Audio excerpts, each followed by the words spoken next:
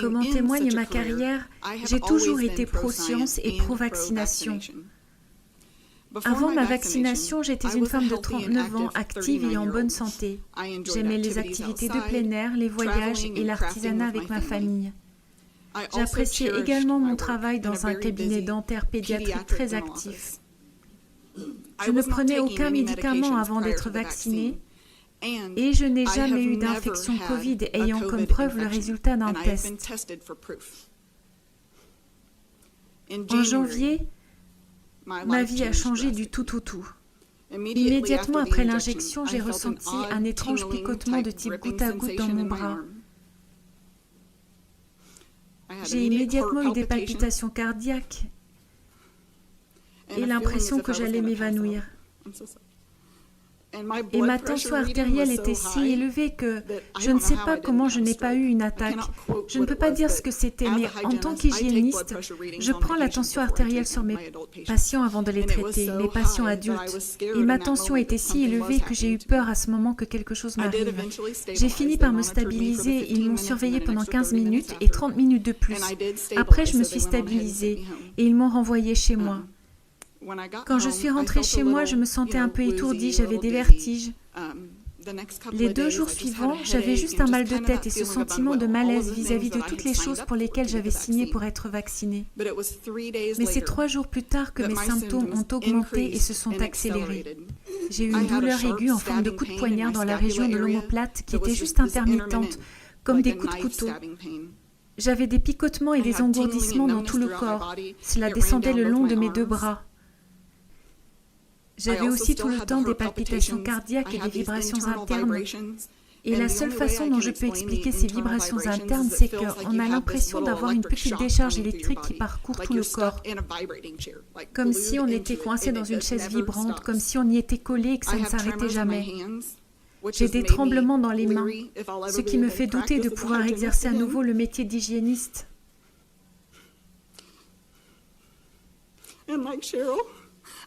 Mike, j'ai tellement peur d'avoir une sorte de problème neurologique après ça, comme la maladie de Parkinson.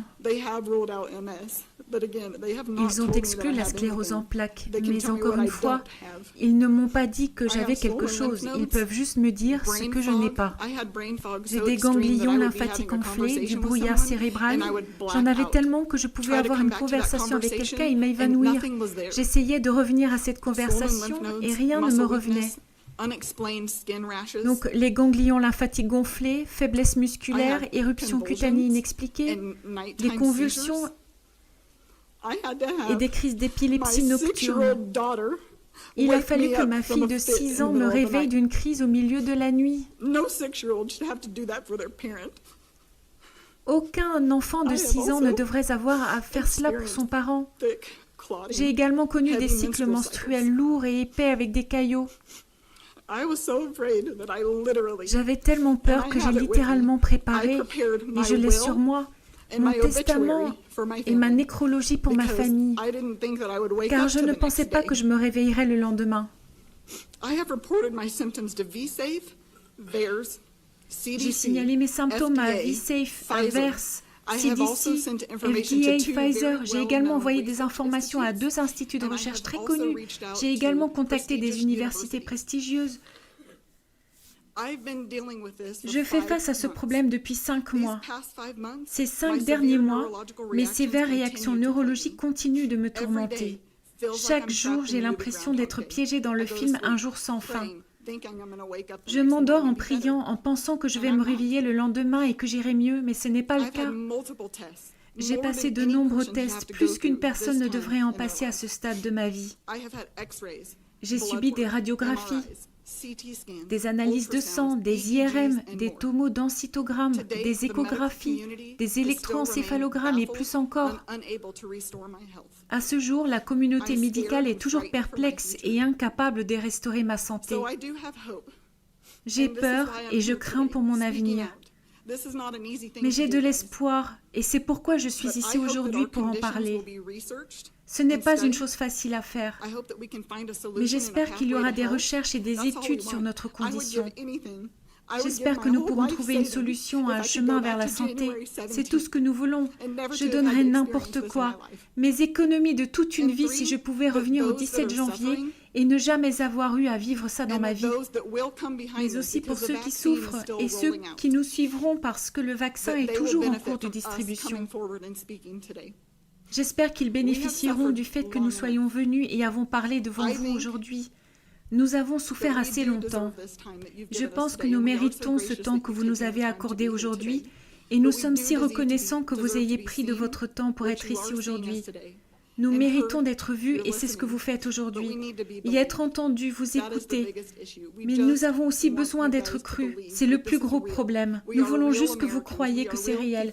Nous sommes de vrais Américains, nous sommes des vraies personnes qui subissons ces effets secondaires et je vous remercie de nous écouter aujourd'hui. Real close.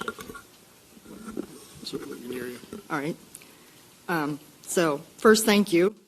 Tout d'abord, merci au sénateur Johnson de me donner l'occasion de partager l'histoire de Maddie et à vous tous pour votre volonté d'écouter. Ce n'est pas facile pour moi et je suis clairement sous le coup de l'émotion, donc je vais lire ce que j'ai écrit pour ne pas perdre le fil. Mon nom est Stéphanie et voici ma fille Maddie. Nous vivons dans l'Ohio. Le 20 janvier, Maddie a reçu sa deuxième dose du vaccin Pfizer en tant que participante à l'essai clinique pour les jeunes de 12 à 15 ans. Nos 3 enfants se sont portés volontaires et nous étions ravis de participer à cet essai pour nous aider tous à retrouver une vie normale. Mon mari travaille dans le domaine médical et j'ai un diplôme en génie électrique. Nous sommes pro-vaccin et pro-science. C'est pourquoi nous avons accepté que Maddie et ses 2 grands frères se portent volontaires pour l'essai.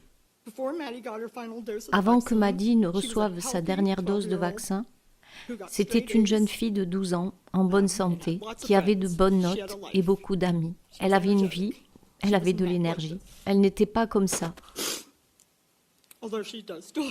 Bien qu'elle ait encore toujours beaucoup d'amis. Lors de la seconde injection, Maddie a immédiatement ressenti une douleur au niveau du point d'injection. Au cours des 24 heures suivantes, elle a développé une douleur abdominale et thoracique sévère. La façon dont elle a décrit la douleur thoracique, je cite, « J'ai l'impression qu'on m'arrache le cœur par le cou. Elle a eu des décharges électriques douloureuses dans le cou et la colonne vertébrale qui l'ont obligée à marcher courbée. Elle avait une douleur extrême dans ses doigts et ses orteils. Ils étaient blancs et ils étaient froids au toucher. Elle avait un œdème. Et mon mari l'a immédiatement emmenée aux urgences, comme l'avait demandé l'infirmière administratrice de l'essai de vaccination. C'est ce qu'on nous a demandé de faire. Ils ont effectué un prélèvement sanguin. Elle a été examinée pour une appendicite. Mais ce n'était pas cela. Et on lui a donné un médicament par voie intraveineuse avant de la renvoyer à la maison. Cependant, dans les papiers de sortie de l'hôpital pour enfants où elle est allée, le diagnostic indiquait un effet indésirable de la première rencontre avec le vaccin. C'est la seule fois que cela a été écrit dans son dossier médical, mais c'est surtout cela. Au cours des derniers mois et demi suivants, ses douleurs musculaires et nerveuses abdominales sont devenues insupportables. Elle a développé d'autres symptômes, notamment une gastroparésie, des nausées et des vomissements, une pression artérielle et un rythme cardiaque irrégulier, des pertes de mémoire, des confusions de mots, un brouillard cérébral, des maux de tête, des vertiges et des évanouissements. Elle est tombée, s'est cognée la tête, puis a eu des crises d'épilepsie. Elle a développé des tics verbaux et moteurs. Elle a eu une perte de sensibilité à partir de la taille et une faiblesse musculaire, des changements drastiques dans sa vision, une rétention urinaire et une perte de contrôle de la vessie, des cycles menstruels sévèrement irréguliers et lourds, et finalement, elle a dû se faire intuber pour se nourrir. Tous ces symptômes sont encore présents aujourd'hui. Certains jours étaient pires que d'autres. Notre plus grand défi est venu lorsque ces médecins ont commencé à envisager un diagnostic alternatif. Elle n'en avait pas vraiment avant, alors c'était le premier. Comme tout le monde, elle a subi de nombreux tests, mais pas autant que les autres, puisque c'est une enfant. Pourquoi n'ont-ils pas fait tous les tests sur elle ? Désolée. So, because they couldn't figure it out, Puisqu'il ne comprenait pas ce qui se passait, un médecin l'a étiqueté comme ayant un trouble neurologique fonctionnel en disant que c'était dû à l'anxiété. Cela nous a inquiétés et nous n'étions pas d'accord avec ça, car elle n'a pas d'anxiété. Regardez-là. Je veux dire, quel enfant de 13 ans peut s'asseoir ici calmement s'il a de l'anxiété ou des troubles mentaux? À un moment donné, ils ont même essayé de l'admettre dans un hôpital psychiatrique. so we did seek additional Nous avons donc medical demandé opinions, d'autres avis some of médicaux, which came from this dont group. certains provenaient de ce groupe. In June, we connected her neurologist with another En juin, doctor nous avons mis en who's relation research on adverse son reactions to neurologue drugs. avec un autre She médecin finally qui provided- fait des recherches finally gave her an sur les MRI, effets did an indésirables MRI of comme her celui de brain, Maddy. Elle a finalement été prise en charge. Ils ont finalement fait une IRM de son cerveau.